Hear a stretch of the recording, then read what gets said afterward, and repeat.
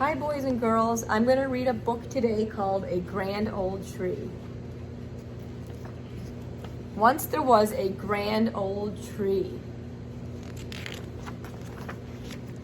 Her roots sank deep into the earth. Her arms reached high into the sky.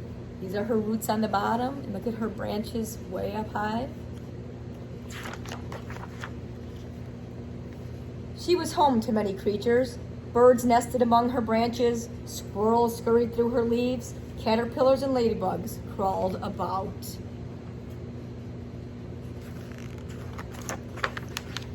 The grand old tree flowered. Look at the pretty leaves that came out, look. She bore fruit. Look at, she's growing apples on there. And other fruits I see on there. And sowed seeds. The seeds are falling out of the tree. She had many children. The seeds fell out of the tree, and look, new trees are starting to grow from them. They changed the landscape for miles around, perhaps even further than the old tree knew. Look how far back, all the trees all over growing. The grand old tree lived a long, long time. She basked in the sun, bathed in the rain, swayed in the breeze, and danced in the wind. She grew and shed. Look at all the changes she went through, and now all her leaves are going to start falling off. They change colors and fall off like the trees outside. And millions of leaves. At last, the grand old tree was very old.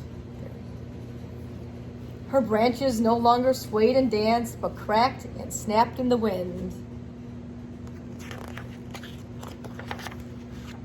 Finally, she fell, and snow gently covered her. There she is with snow covered in the winter. The old tree died. She no longer flowered, bore fruit, or sowed seeds.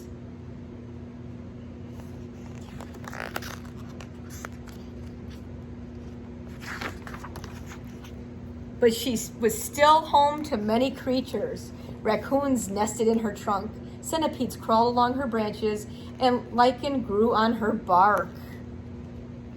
See, there's the raccoon hiding inside the old tree. The grand old tree slowly crumbled. She became part of the earth. Today, the roots of her grandchildren sink deep into this earth. Their arms reach high into the sky. There's all trees from her.